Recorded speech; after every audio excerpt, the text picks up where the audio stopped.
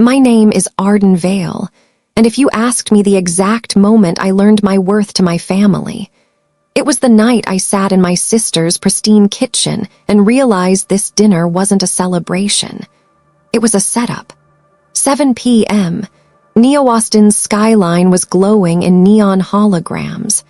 I stepped into Celine's glass-walled mansion, where the ocean air slid through retractable panels, bringing in the salt and a chill that didn't match her warm smile. She hugged me like we were close, her arms looping just a little too tightly, her lips near my ear. "I'm so glad you came. We need this, a real family dinner."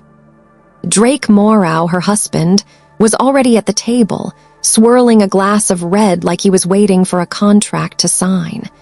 And sitting right there, in the middle of a table dressed with seafood platters that looked straight out of a magazine spread, was something that didn't belong, a sleek titanium DNA scanner, its LED blinking like it was already listening. I slid into my seat, trying to ignore it. Celine poured wine into my glass, smile never wavering. Drake leaned forward, voice low enough to feel like a whisper. "Just a formality, Arden. A quick biometric signature for the family records." But I knew better. One scan of my DNA and voice print would give them full access to my inheritance vault. The wind farm rights my grandfather left to me alone, worth hundreds of millions. I set my glass down, keeping my voice steady. "Are we talking about family records or national energy assets?" Celine's smile barely moved, but her eyes sharpened like a blade. Drake didn't bother smiling at all. He nudged the device closer, a soft metallic scrape against the table that sounded like a door locking behind me. Dinner hadn't even started, and I already knew I wasn't there to eat.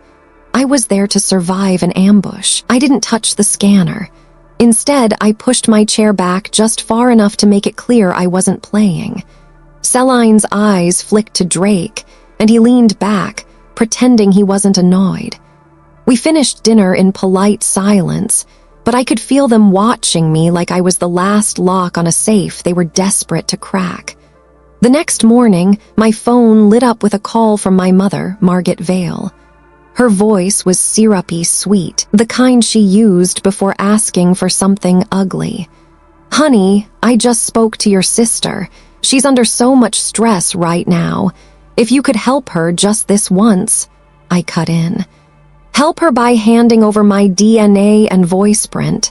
You know what that gives them access to." Margaret sighed like I was being dramatic. "It's family. You have no husband, no kids, no one depending on you. Why not use what you have to keep your sister afloat?" In the background, I could hear my father, Henry, muttering something. I called out, "Dad, you there?" He didn't answer, which told me enough he was in the room and he was siding with her. "If you don't do this," Margaret continued, her voice tightening, "your sister could lose everything. And when she goes down, so does the family name." That last part wasn't a warning, it was a threat. I hung up without promising anything, but I could already feel the weight of their disapproval pressing against my chest. They weren't just asking me to help. They were telling me to choose between my safety and my place in the family. 2 nights later, I got a message from Celine. "Come over, just us. Let's clear the air." It almost sounded human. Against my better judgment, I went. Her tower penthouse glowed against the Neo-Austin skyline, a beacon I should have driven right past. When the elevator doors opened, the hallway was quiet, too quiet. I stepped inside her apartment and stopped cold. No Celine, just Drake, leaning against the kitchen counter with a glass of amber liquor, watching me like I'd walked into his office without an appointment. "Celine will be out in a minute," said, but his tone told me she wouldn't. I stayed near the door. "We don't need to drag this out. I'm not giving you my DNA, that's the end of it." He smirked. "You've always made things harder than they needed to be, Arden. All this over a scan, it's just a few seconds." I shook my head. "It's my life, my rights, my vault, and you're not touching it." His smile widened dangerously. He set down the glass, closed the space between us in 2 slow steps, and before I could react, his hand shot out, gripping my injured shoulder from the night before. Pain exploded down my arm. "You're going to give it to us," he said, low and steady. I shoved him back, but he slammed me into the edge of the counter, knocking the breath out of me. That's when I heard her. Celine stepping out from the bedroom, calm as stone, arms crossed. "Stop making this so hard, Arden," she said. "One scan and we can all move on." "You mean you can move on with everything that's mine?" I spat back. Drake's hand went to his pocket. He pulled out a portable DNA scanner, sleek and ready, and pressed it toward my face. I twisted away, but he grabbed my wrist and snapped a magnetic restraint around it. An electric sting shot up my arm. He forced the scanner to my cheek, trying to get a clean swab. I could hear my own heartbeat roaring in my ears, and then the sting of metal splitting my skin when he shoved me too hard into the counter. Blood in my mouth, my knees buckling, the room tilting, and Celine stepping closer, not to help but to whisper, cold and almost gentle. "You can keep your memories, Arden, but the vault, that's ours now." I don't remember leaving Celine's apartment. 1 second Drake's grip was on my arm, the next I was in the hallway, dizzy, blood warm on my face, my shoulders screaming with every step. By the time I reached my car, my good hand was shaking so badly I could barely start the engine. The city blurred past in streaks of neon and rain, and all I could think was, Mom and Dad will help me. They have to. Their house was only 15 minutes away, tucked in an old neighborhood where the street lamps still hummed and flickered. I pulled into the driveway, headlights sweeping over the white porch, the welcome mat that still read family first. I stumbled out up the steps and pounded on the door. "Mom, Dad, it's me." My voice cracked. "Please, I need help." Through the frosted glass, I saw movement. A shadow crossed the hallway light. My chest loosened for a second until I heard my mother's voice, muffled but sharp. "It's Arden." Silence. Then my father's lower murmur, too soft to catch, but I knew that tone, deliberation, hesitation. "Please," I begged, pounding harder. "He hurt me. I just need you to open the door." The light in the hallway snapped off. The lock never turned. I stayed there, shivering in the damp night air, blood dripping onto that stupid welcome mat. My body ached, but it was nothing compared to the hollow, crushing weight in my chest. They weren't calling the police. They weren't letting me in. They'd made a choice, and it wasn't me. From the corner of my eye, I saw a porch light across the street flick on. Jonas Creed, their neighbor, stepped out, eyes wide as he took in my face. "Jesus, Arden, hold on." He was already on his comm, calling emergency services, his voice steady where mine was breaking. Minutes later, the sirens cut through the quiet, red and blue spilling over the white siding of my parents' house. And they never came to the door. The hospital lights were too bright, the kind that made it hard to tell if it was day or night. My shoulder was in a sling, my lips stitched, and I was running on painkillers and adrenaline. My comm device wouldn't stop buzzing. Dozens of notifications, not from the people I needed, but from people I barely spoke to. When I opened the feed, my stomach dropped. Celine had posted a video. It was me, in her kitchen, crying, disoriented, blood already on my face. But it was cut to pieces, context stripped away, the audio muted except for my ragged breathing. Her caption, "Please keep my sister Arden in your thoughts. She's been struggling lately and had an episode. Please, no judgment, mental health matters." An episode. She turned an assault into a performance piece. The comments were flooded with pity for her. "You're such a saint for still loving her." "Family first. Stay strong, Celine. Praying for you and Drake." Then I saw my mother's repost, the same video with her own caption. "We're asking for privacy during this difficult time. Some people you can't help, no matter how much you love them." I gripped the comm so hard my stitches pulled. They weren't just protecting Celine and Drake, they were burying me. They wanted the world to see me as unstable, dangerous, and untrustworthy. The worst part, it was working. Messages from extended family rolled in, concern laced with suspicion. Not a single one asked me what really happened. I set the calm down, every nerve buzzing with fury and fear. This wasn't family drama anymore. This was character assassination, and I was losing the narrative. By the time I got home from the hospital, the pain meds had dulled my shoulder to a throb, but my head was wide awake. Celine had the public eating out of her hand. My parents were co-signing every lie. If I stayed quiet, their version of the story would be the only one that existed. I sat at my kitchen table, opened my holoscreen, and created a new encrypted folder.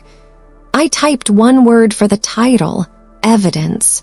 First file, my hospital report, time-stamped. The attending physician's notes were blunt. Injuries consistent with blunt force trauma. Cannot be self-inflicted. Second file, photos. I forced myself to take them. My swollen cheek, split lip, bruises running down my arms where Drake's grip had been. My hand shook while snapping the shots, but I kept going. Third, messages. Screenshots of every text from Celine and Drake, especially the one Celine sent days earlier.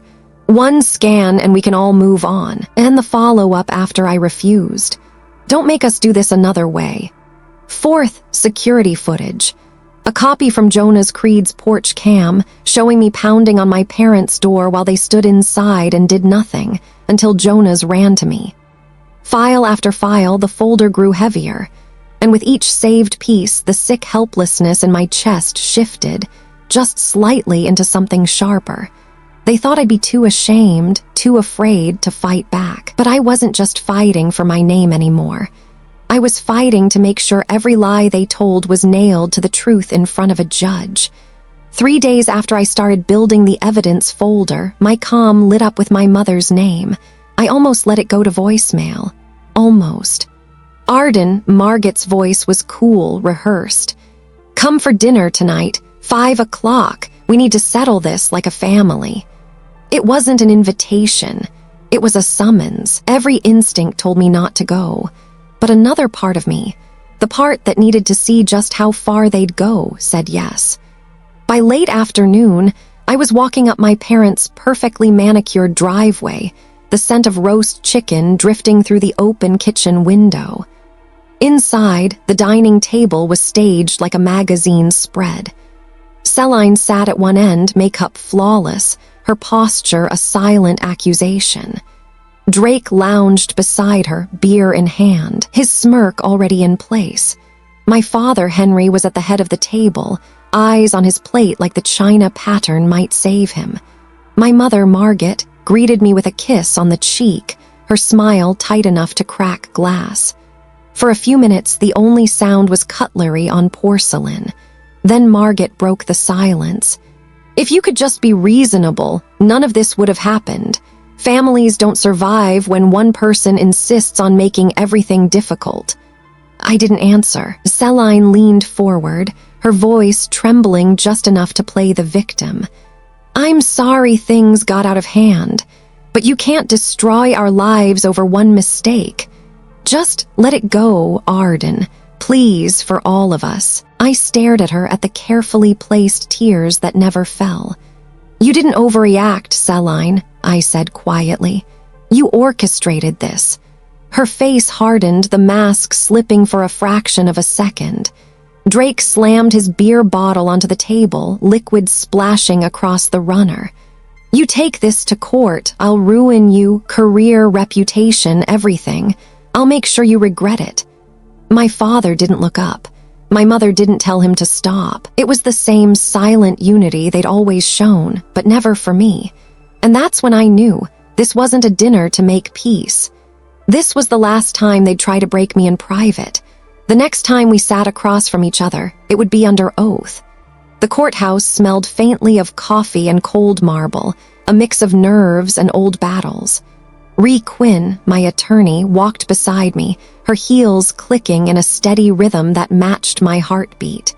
Inside the courtroom, Celine was draped in an immaculate white dress, hair perfectly smoothed into place like she was auditioning for sainthood.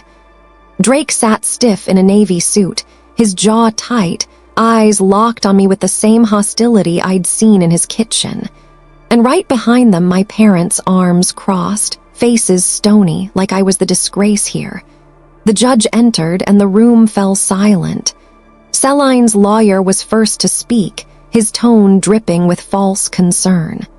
"Your Honor, my clients have been subjected to a campaign of false accusations. MS.